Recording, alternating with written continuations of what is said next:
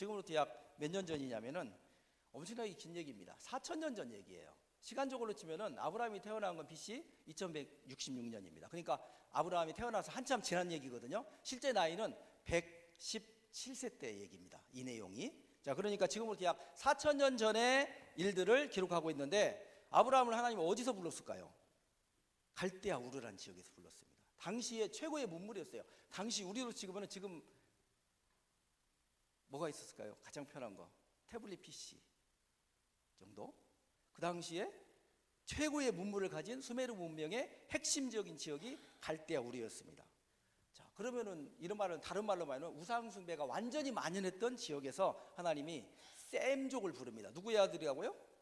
데라의 후손이라고 되어 있잖아요. 노아의 후손이었습니다. 아담의 후손이었습니다. 하나님의 나라의 계보를 잇는 아브라함을 불렀습니다. 그게 바로 갈대아 우르에서 하란으로 부르십니다. 하란은 사람의 이름도 하란이 있고 땅의 이름도 하란이 있어요. 근데 발음이 틀려요. 사람의 이름은 하란이 맞아요. 여기 하란 나오잖아요. 아브라함의 역사에 보면 하란. 그런데 땅의 이름을 부를 때는 하란이 아니고 크란이에요. 뭐가 나와요? 입에서 그게 나와요. 뭔지 모르지. 웃으라고 했는데 안 웃으면 제가 놀랍니다.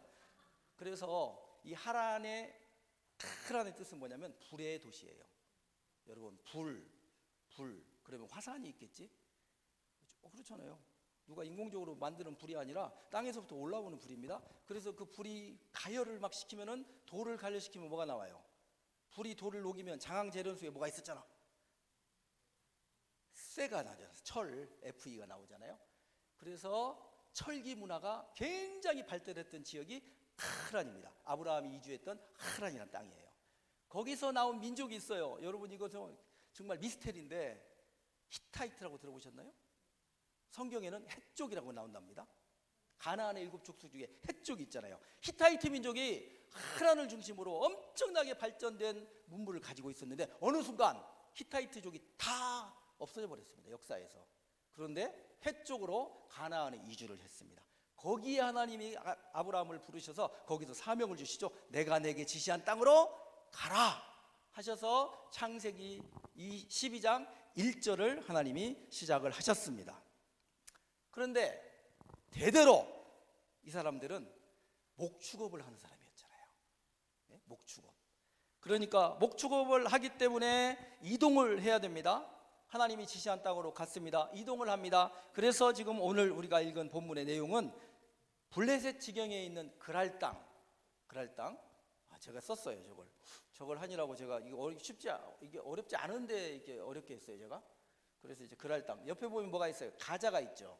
요즘에 이 이스라엘하고 가자 지구라고 해서 전쟁을 하잖아요. 여러분이 가자 지구라는 뜻이 뭐냐면 블레셋 사람의 땅이라는 뜻입니다. 우리가 알고 있는 성경에 나오는 블레셋이라는 사람의 땅인데 이 사람들은 바다를 건너왔다는 뜻이에요. 갑돌이라고 하는 지역이다. 바다를 건너와서 지중해를 건너와서 자리 잡았던 사람들. 히브리 사람들은 강을 건너왔잖아요. 히브리 사람들은 이 사람들은 티그리스 강과 유프라테 대성을 건너온 사람들이라는 뜻이잖아요. 그러니까 바다를 건너온 이 갑돌 저기 있는 그 가자 지구의 블레셋 땅에서 가까운 지역이 그랄인데 이 당시에는 블레셋 땅이었습니다. 여기도. 이것은 제가 최근에 지도를 가지고 얘기하니까 이렇게 쓴 거지 실제는 블레셋이 지배하던 땅에 아브라함이 들어가서 목축업을 합니다. 근데 문제는 목축을 하려면 필요한 게 뭐냐면 초지도 필요하지만 우물이 필요하거든요. 왜냐면 가축들을 물을 먹여야 되잖아요. 그러니까 가축들에게 물을 먹여야 되는데 우물을 빼앗겼습니다. 블레셋의 왕 아비멜렉에게 빼앗긴 사건이 있습니다. 자, 창세기를 우리가 12장부터 지금 쭉 공부할 겁니다만 창세기 17장에 보니까 하나님께서 아브라함에게 직접 나타나셔서 너는 두 가지를 얘기합니다. 첫째 뭐냐면은 여러 민족의 아버지가 될 것이다 하면서 이름을 바꾸라 그래요. 여러분 이름이 얼마나 성경에 소중합니까? 성경에 여러분 인물이 등장하는데 약 2,000명의 인물이 등장합니다. 근데 이름들에 다 의미가 있거든요. 특히 이름에다가 의미를 부여하는 아주 중요하게 생각하는 민족이 보니까 세계에서 두 나라가 있더라고. 아니 다른 나라도 많은데 그냥 제가 생각할 때 두 나라예요. 하나는 히브리와 하나는 우리요. 우리도 이름에 대해서 얼마나 소중해. 우리 할아버지가 지어줬네. 어떤 사람은 교회 와서 자기 이름을 떳떳하기보다는 돈 주고 장명소 가서 지은 사람은 말 못하더라고. 저를 우리 아버지가 지어줬거든요. 우리 아버지가 생각 없이 지었겠어요? 우리 아버지가 공부를 잘한 사람이거든요. 이름을 지어놨는데 그때까지 제가 이름을 별로 그렇게 좋지 않게 생각했는데 구세군에 와서 내 이름의 비밀을 알았답니다. 제가 이름이 세상새의 쇠로 만든 북이에요. 종. 여러분 그전에는 북이 다 가축의 가죽으로 만들었잖아요. 근데 쇠가 나왔잖아. 쇠. 그죠? 그래가지고 종이 나온 거야. 우리 자선나비 할 때 종치잖아요. 생각해보니까 세상에서 나 종치고 살라고 하나님이 우리 아버지를 통해서. 그래서 내가 자선나비 열심히 하는 이유가 그거 있는 거야. 이름대로 사는 거지. 히브리 사람들이 이름을요, 유대인들이 굉장히 소중하게 여깁니다. 하나님께서 아브라함에 나타나십니다. 99세 때 나타나가지고, 야, 너 이름 바꿔. 너는 앞으로 열방의 하나님의 나라 백성으로서 열방의 하나님의 백성을 삼을 수 있는 사명으로 살아야 돼 하면서 이름을 싹 바꿔줘요. 아브람이 아니고 이제는 아브라함으로 바꿔주는 일이 이때 일어납니다. 하나님이 직접 나타나셔서 말씀하셨죠. 그러고 나서 99세에 할례를 받습니다. 너는 내 것이라는 거예요. 여러분 이게 신체 구조학상 남자들은 하루에 6번 이상은 확인을 해.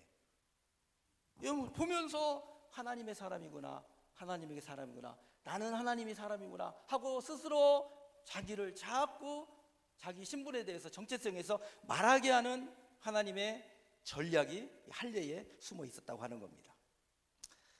아브라함의 나이가 100세가 됐습니다. 이삭을 얻기까지 약 1년 동안 많은 일이 있었는데 첫 번째가 뭐냐면은 소돔과 고모라 사건이 창세기 18장에서 19장에 나온답니다. 조카 롯이 살고 있는 소돔과 고모라가 멸망하는 사건을 직접 보게 됩니다.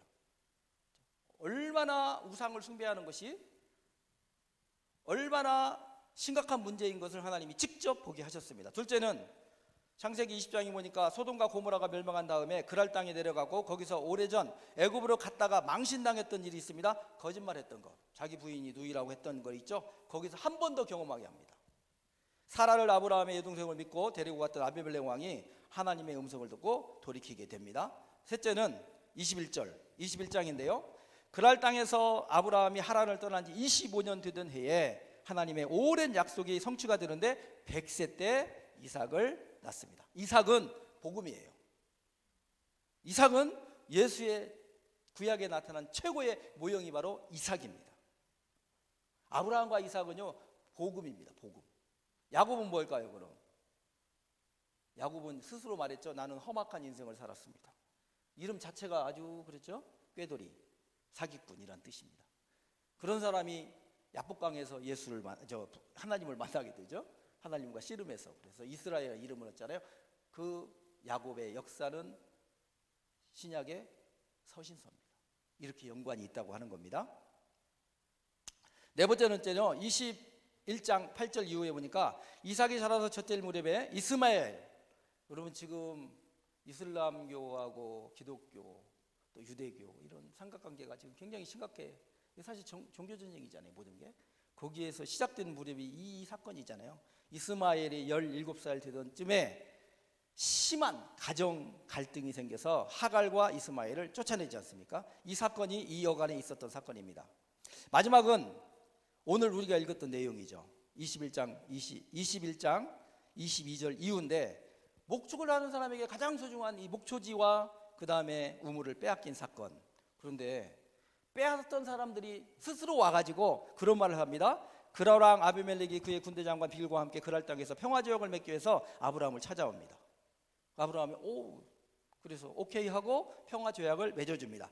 그 땅의 이름을 우리는 부엘셰바라고 합니다. 부엘셰바. 이것은요 부엘은 우물이란 뜻이고 셰바는 일곱이라는 뜻이에요. 7 우물이 있는데 아브라함이 그 7 우물을 딱 연상해서 절대로 잊으면 안 되기 때문에 거기서 7마리의 암양 새끼를 따로 떼어서 언약의 증표를 주고 거기서 평화 조약을 맺습니다. 오늘 우리가 조약을 맺고 난 다음에 아브라함이 했던 행동에 대해서 오늘 주목하고 싶습니다. 아브라함이 거기서 뭐 했을까요? 에셀 나무를 심습니다. 여러분 사람이 스스로 나무를 하나님이 원래 나무를 다 심겨주셨잖아. 심했는 채소를 다 하나님이 주셨잖아요. 모든 수목을 하나님이 창조의 비화 속에 다 심겨주시게 됐잖아요.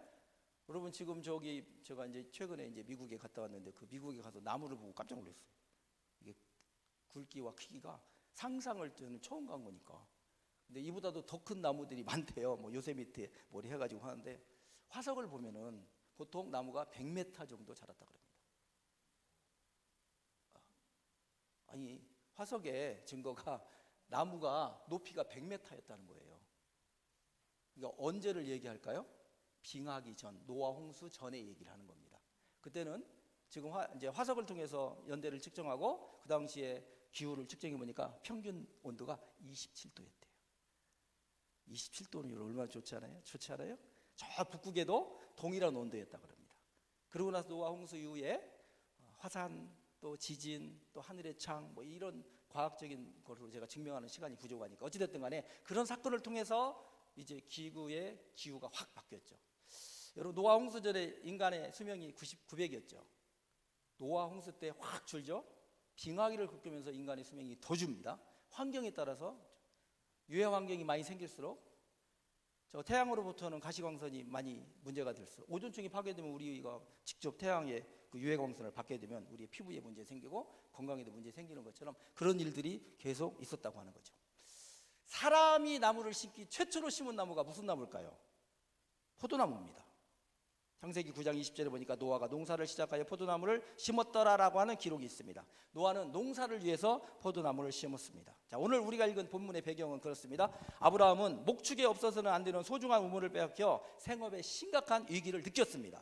그런데 우물을 뺏은 사람이 스스로 와가지고 아비멜렉과 군대장관 비골이 찾아와서 하나님과 함께하고 있는 당신의 모습을 보니까 내가 당신과 평화조약을 맺는 것이 나에게 유익하다고 말하면서 선한 관계를 위하여 자자손손 함께 선한 관계를 유지하기 위해서 평화조약을 맺자, 맹세를 맺자라고 요청을 합니다.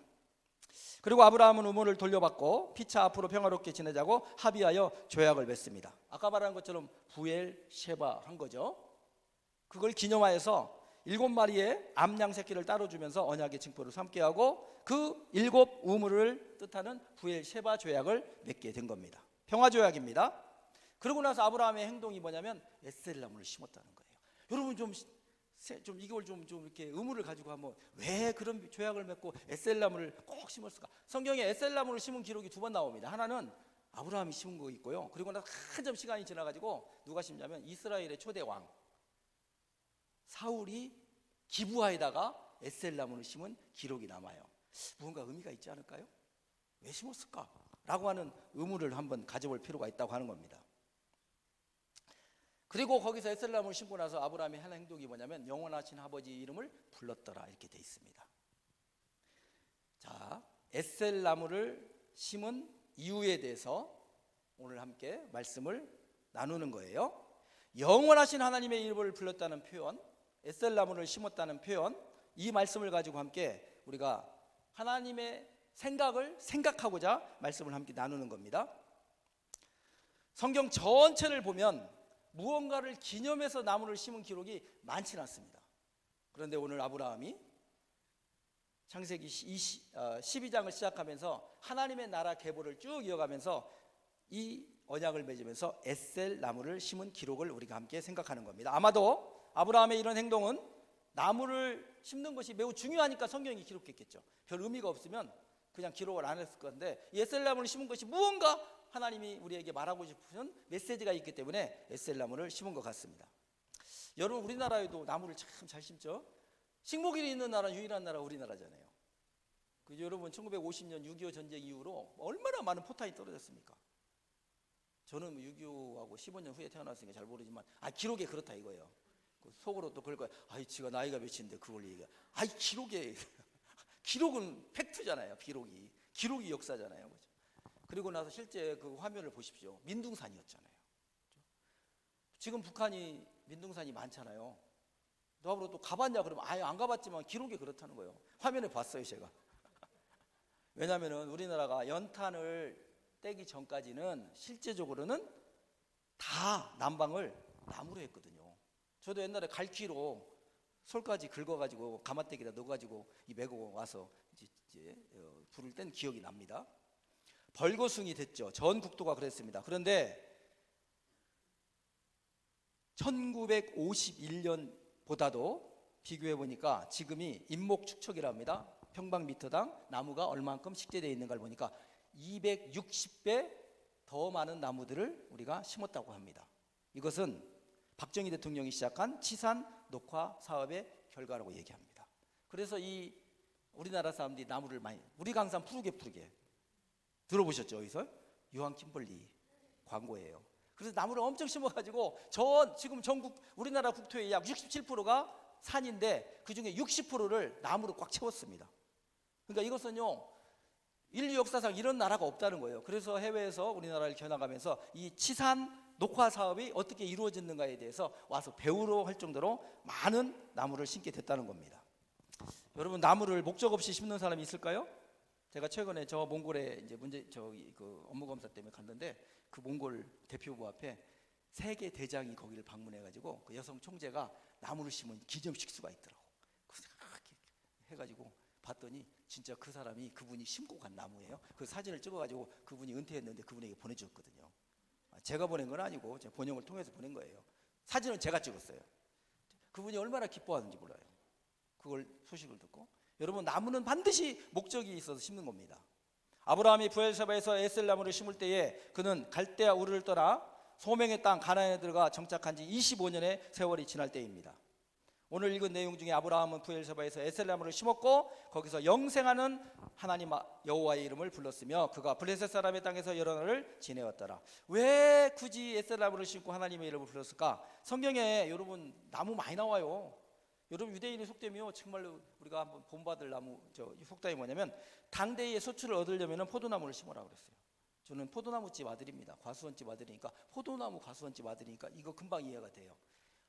포도요, 진짜 여러분, 싱싱한 포도 따먹으면 이슬맞이 포도를 먹으면 너무 기분 좋거든요. 좋습니다. 자식에게 물려주려면 무화과 나무를 심으라.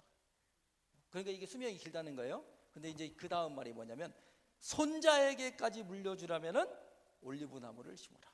여러분, 여기 성경에 다 감람나무로 되어 있는데 이것은 개역 성경이니까 중국말로 하다 보니까 올리브 나무하고 감람나무는 전혀 다른 나무입니다.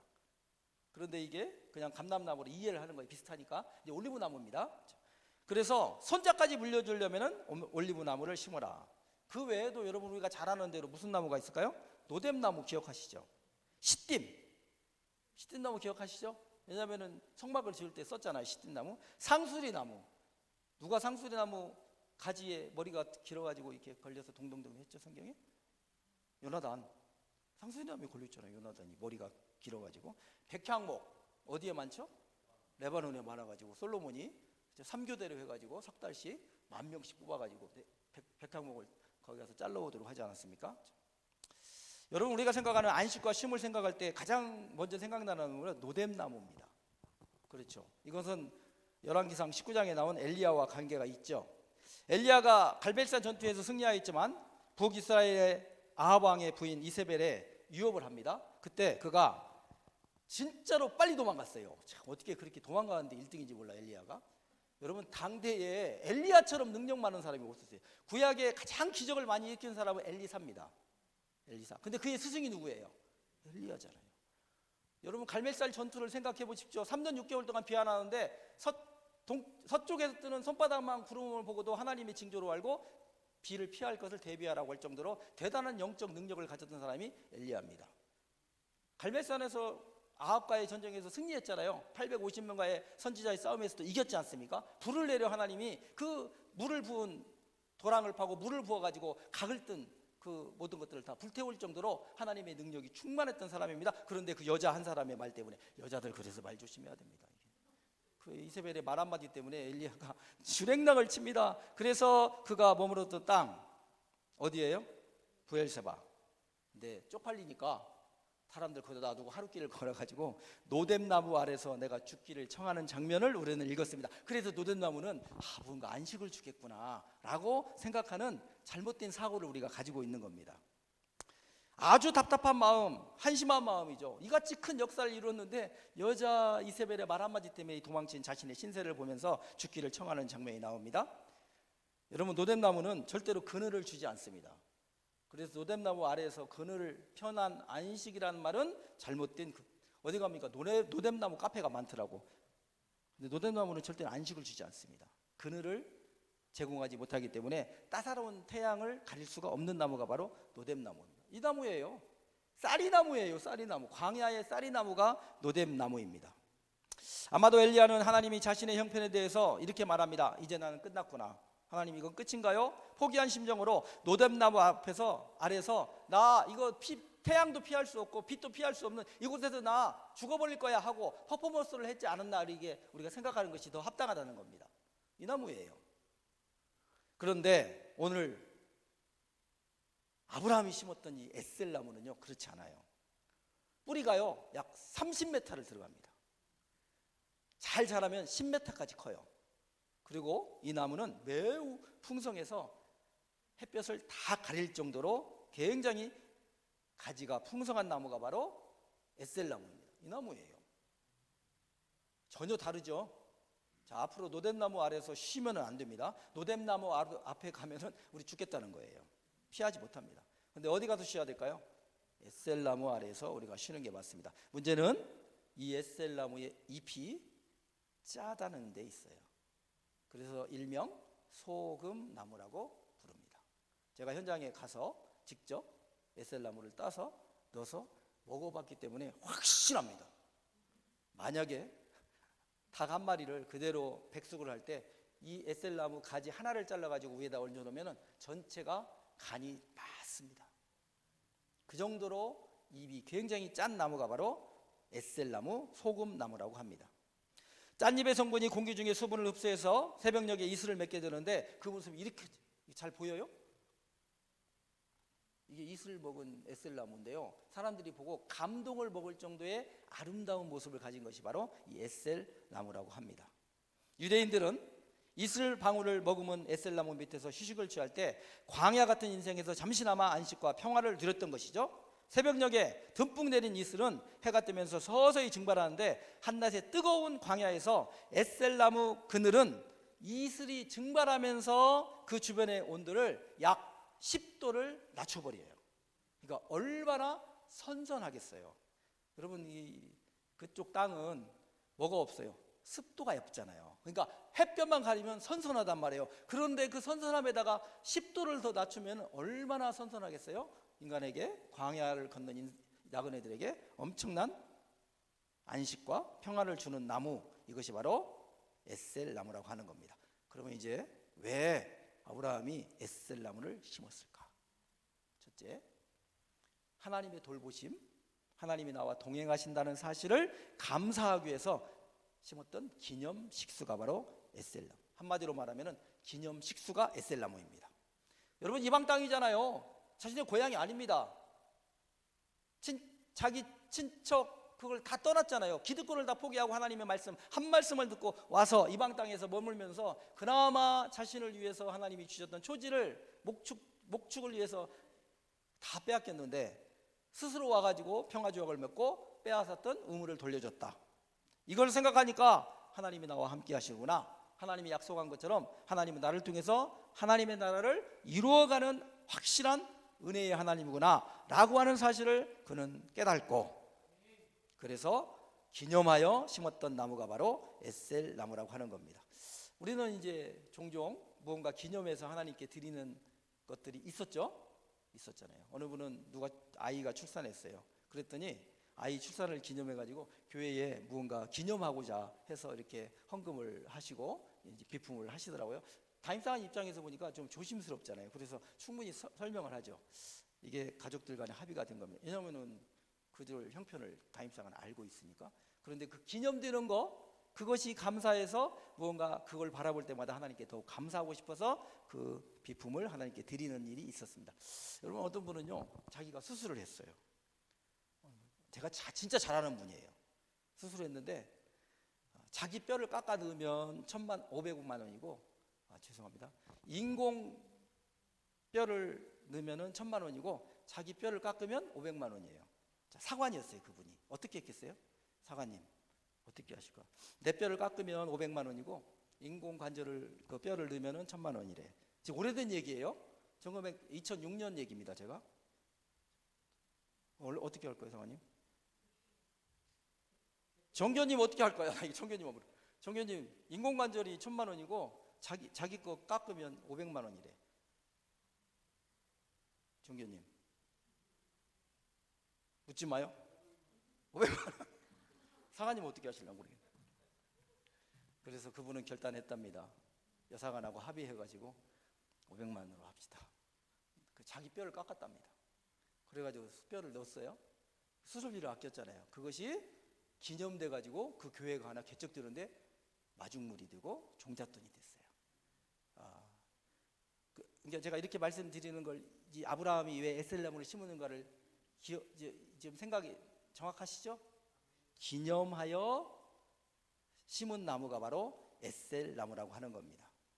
아브라함은 하나님께서 이방 땅에서 나가내 왔던 신세였지만 하신 약속을 하나하나 성취해 주시면서 블레셋의 왕 아비멜렉과 브엘세바에서 언약을 맺을 수 있도록 은혜 베푸시고 원수까지 자신 앞에 와서 굴복시켜 주시는 하나님의 은혜를 잊지 않으려고 에셀나무를 심었던 것입니다. 잃어버린 우물, 빼앗긴 우물을 회복시켜 주시는 하나님의 은혜를 잊지 않으려고 나무를 심었다. 제가 이제 이렇게 하다가 한쪽 눈에 대한 문제가 생겼어요. 그래서 어느 순간 이제 눈이 다 이제 빛이 이제 없어지고 이제 실명을 했어요. 그래서 어느 사관님하고 이제 가서 이렇게 얘기하는 중에 내가 그때 말을 잘못했다고. 제가 눈이 너무 좋으니까 우리 여사관이 시집 올 때 안경을 쓰고 왔어요. 우리 집에 유일한 안경 쓴 사람이 우리 집사람이었거든요. 저는 그거에 대해서 뭐 불평이나 원망을 해본 적이 없거든요. 근데 제가 말로 실수했어요. 눈이 안 좋다는 것이 어떤 의미인가를 제가 모르니까 그렇게 말했어요. 나도 눈을 한번 안 좋아봤으면 당신을 이해할 수 있을까, 이렇게 말을 한 거예요. 이게 부부간의 얘기거든요. 은밀한 얘기는 아니고 그냥 있는데 그렇게 했거든요. 어느 순간 내가 이게 실명을 했잖아요. 너무 실수한 거잖아, 말로. 그 말이 딱 생각나는 거야. 네가 그렇게 말했으니까 네가 그렇게 당한 거야. 그래서 내가 어느 사관님을 찾아갔어요. 그 이름은 최일규입니다. 제 목회 멘토니까 가서 사관님, 내가 이게 눈이 자꾸 실명이 돼가지고 참 어렵던데 그때 내가 그것이 생각나요 그랬더니 그분이 딱 그러더라고요. 그러면 말을 뒤집으라고 하더라고. 지금 내가 자꾸 눈이 안 보이니까 난 눈은 진짜로 두 개가 다 정상했으면 좋겠다라고 하나님 앞에서 서원하면서 기도하라는 거지. 참 어쩌면 그렇게 목회를 멋있게 하는지 몰라요. 근데 아직 돌아오진 않았지만 저는 아직 돌아오지 않아요. 여러분, 무언가 사실 살다 보니까 은혜는 빨리 잊어버리죠. 그죠? 어느 분이 저한테 그런 얘기하다고, 자기는요 가톨릭 신자예요. 저하고 너무 가깝게 잘 지내는 가톨릭 신자인데 저한테 그런 얘기했어요. 자기는 받은 것은 기억하고 준 것은 늘 잊고 산대요. 그분의 얼굴에 평안이 있더라고. 받은 것은 기억하지만 준 것은 그냥 잊어버린다는 거죠. 오히려 나에게 갚지 못하는 사람에게 더 많은 것들을 자기는 주는 삶을 산다고 하더라고. 성서 같아요. 성경 같잖아요. 우리는 너무나도 빨리 하나님의 은혜를 잊어버립니다. 우리 삶이 힘들고 어려울 때, 고난 가운데는 하나님을 정말 찾고 울부짖고 매달리는데 응답받으면 빨리 은혜를 잊어버리는 그런 습관적인 잊어버림의 습관을 가지고 있습니다. 여러분, 진짜 지혜로운 성도는요, 지금 나에게 주신 이 풍족함이 하나님의 은혜가 가장 충만할 때라고 믿고 감사하며 예배하는 성도가 지혜로운 성도입니다. 그래서 혹시 에셀나무를 기억하시면서 나의 신앙생활하는 가운데 하나님이 주신 은혜가 있다면 잊지 않으려고 기념될 만한 기념식수, 제가 이렇게 어느 가서 이런 기념식수에서 어느 게 얘기했더니 그 다음 주에 어느 분이 나무를 사왔더라고. 어쩌면 그렇게 순수한지 모르겠어요. 그래서 우리 심어달라고 하더라고요. 여러분, 우리의 받은 바 은혜를 절대로 땅에 쏟지 않을 정도로 기념하는 일들을 꼭 메모를 하시든 무언가를 하시든 그걸 통해서 은혜를 계속 간직할 수 있길 바랍니다. 우리가 또 두 번째로 주목할 단어가 아브라함이 에셀나무를 심고 난 다음에 하나님의 이름을 불렀다고 하는 겁니다. 저와 여러분이 하나님의 이름을 가장 언제 많이 부를까요? 예배 때 부르잖아요. 예배 때. 여러분, 제가 이스라엘을 그래도 몇 번 갔잖아요. 근데 우리나라에 엘란트라는 차가 있었어요. 기억나시나요? 이스라엘 가니까 다 란트라더라고. 왜? 엘이라는 이름이 하나님이잖아요. 그러니까 여호와의 이름을 망령되이 못 부르는 거예요. 그러니까 함부로 부를 수 없으니까 엘을 다 떼어버리고 란트라로 차가 다니고 있더라고요. 그만큼 하나님의 이름에 대해서 존경심을 갖는 민족이 유대인들입니다. 아브라함은 에셀나무를 싣고 하나님의 이름을 불렀습니다. 하나님 앞에 예배했습니다. 저는 이것을 종합해서 아브라함이 에셀나무를 심은 것은, 그리고 거기서 하나님의 이름을 부른 것은 하나님을 인식했다라는 말로 표현하고 싶습니다. 인식. 여러분, 인식이란 말이 어렵지만 매우 쉽답니다. 사람은 누구나 오감의 세계를 삽니다. 눈으로 보고 귀로 듣고 또 손으로 만지기도, 촉감도 있잖아요. 입으로 느끼는 미각도 있잖아요. 5가지, 청각도 있고 피부감도 있잖아요. 피부감. 이 5가지 오감의 세계를 살아가는 것이 바로 우리 인생입니다. 근데 육감이 있어요. 어느 분이 저 사람은 육감적이라고 그러지. 아니, 여배우가 육체적으로 그런 육감이 아니에요. 고기육자를 쓰는 게 아니라 6번째 감이란 뜻이에요. 이 6번째 감은 가장 발달한 사람이 있습니다. 무당이 발달합니다. 무당이요, 사람을 딱 보면 알잖아요. 귀신처럼 알잖아요. 6번째 감이 좋은 거예요. 무슨 감일까요? 경험의 감입니다. 여러분 자녀들도 어머니가 애들이 학교에서 딱 돌아오고 표정을 보면 뭐가 있었구만 알죠. 이게 바로 경험의 감, 육감의 세계라고 얘기를 합니다. 그런데 아브라함은 육감의 세계를 넘어서 제7감의 세계를 경험한 사람입니다. 곧 7감은 완전 숫자잖아요. 하나님의 거룩한 성령으로 하나님을 인식하게 됐다. 성령의 도우심으로 하나님을 알게 됐다라고 하는 이 7감의 세계를 경험한 사람이 바로 아브라함입니다. 아브라함이 왜 에셀나무를 심고 거기서 하나님의 일을 불렀을까? 7감의 하나님을 체험하니까, 거부할 수 없는 하나님의 은혜를 체험하니까 심을 수밖에 없고 하나님의 이름을 높일 수밖에 없게 됐다고 하는 겁니다. 지리적으로 아브라함이 살고 있는 가나안 땅은요, 이 시나이 반도의 최남단입니다. 남으로 가면은 시나이 반도 네게부 사막이 있고, 동으로 가면은 아라비아 반도입니다. 서쪽으로 가면 지중해입니다. 그 중간에 부엘세바가 있습니다. 부엘세바는요, 지금은 대도시지만 약 25만 명 정도의 도시를 지금 갖고 있어요. 근데 그 당시에는 산에는 나무 한 폭이, 풀 한 폭이 자라지 않고 광야에는 농사를 짓지 않는 척박한 지역이 바로 이 부엘세바입니다. 거기서는 의지할 것이 딱 하나밖에 없어요. 7개의 샘물을 의지해서 살아야 됩니다. 샘물이 없다면 생존할 수 없는 지역이 바로 부엘세바였습니다. 그 샘물을 빼앗겨서 낙심하고 있을 때 하나님의 역사로 하나님과 함께하는 아브라함의 모습을 보고 스스로 찾아와서 샘물을 되돌려주고 평화 조약을 맺는 이 일들을 경험하면서 하나님의 살아계심을 7감으로 하나님을 인식하면서 하나님께 드린 예배, 여러분 그냥 드린 예배가 아닙니다. 엄청나게 감동적인 예배를 드렸답니다. 제가 이전에 목회하는데 조립식으로 지은 교회예요. 조립식 5.5짜리 이 정도 됩니다. 근데 참 무시를 해도 너무 무시했어요. 그 앞집은 주차장도 적벽돌이야. 교회는 조립식이고 앞에 집은 좋은 집인데 옆에 주차장도 적벽돌인데, 교회를 또 누가 무시한다고 트럭으로 와가지고 뒤를 탁 쳐가지고 찌그러졌어요. 교회가 찌그러졌어요. 이게 그것도 전면이 찌그러진 거야. 그래. 생각할 때마다 담임상으로서 너무 자존심 상하고, 구세군 사관 초임지인데 거기가. 그래가지고 정말 무릎을 꿇고 기도하는데요, 이거 교회 좀 반듯하게 한번 하자 해가지고 기도하는 중에 하나님이 사람들을 막 보내가지고 적벽돌로 그 교회를 다, 적벽돌 알죠? 그래서 적벽돌이 12가지 적벽돌을 제가 샀어요. 여러분, 적벽돌을 제게 집을 지으면 한 가지로 쓰거든요.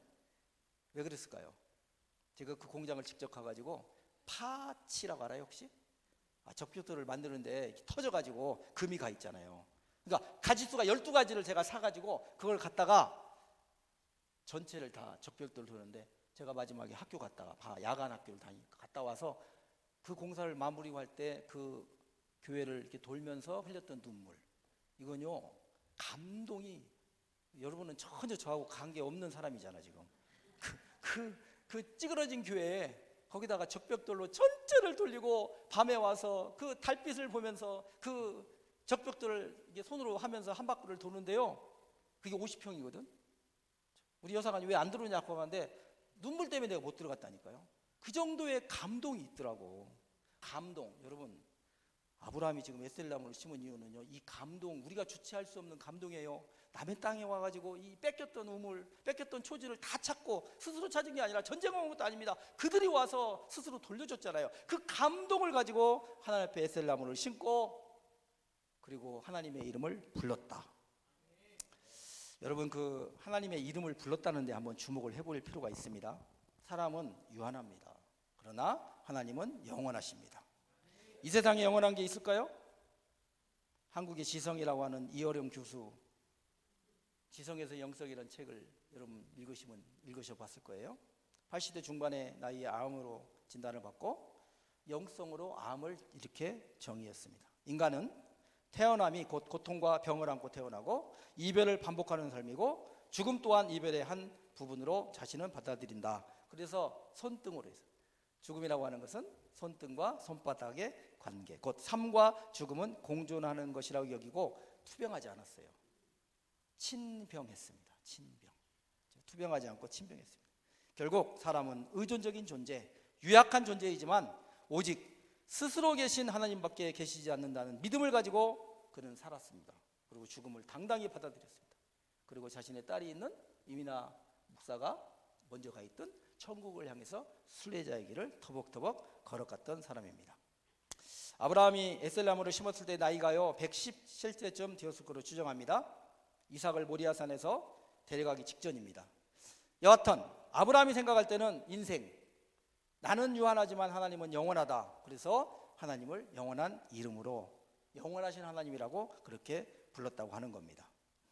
내일 지구의 종말이 온다 할지라도 나는 한 그루의 나무를 심겠다. 사과나무를 심겠다는 철학자 스피노자의 말 기억하시죠? 아브라함이 에셀나무를 심은 것에 대해서 에셀나무의 특징을 생각하면 짜다는 데 문제가 있는 거예요.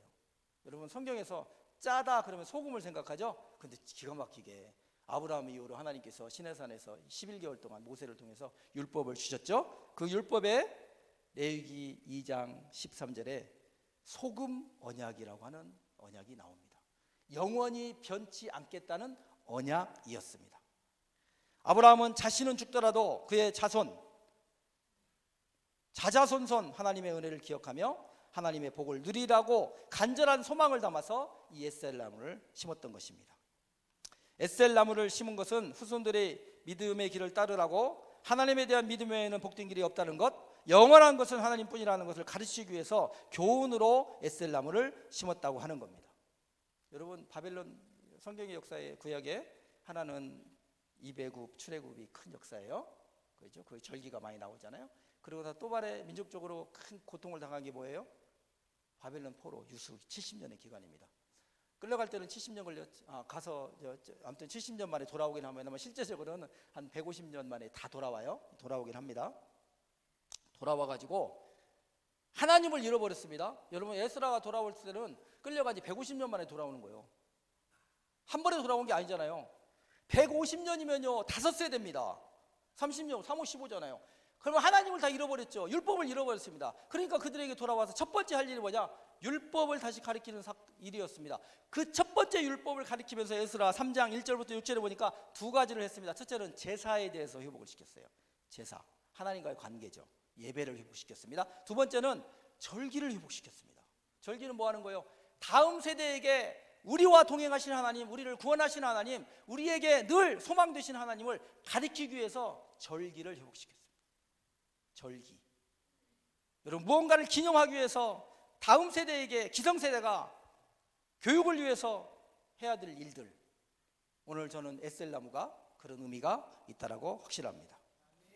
우리도 모르는 사이에 무섭게 저와 여러분 기성세대를 닮아가고 있는 우리의 다음 세대가 예수 그리스도 안에서 세상에 만연되어 있는 우상, 이단, 모르겠어요. 이 안에 신천지 있으면 빨리 나가기를 주의 이름으로 축복합니다. 안 됩니다. 이게 아주 교회에 깊숙이 들어와 있어요. 우리 구세군 안에도 신천지가 깊숙이 들어와 있잖아요.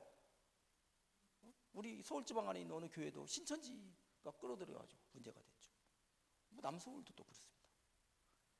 이런 시대에 저와 여러분이 다음 세대의 교육을 위해서 반듯한 에셀나무 하나 심어놔야 하지 않습니까?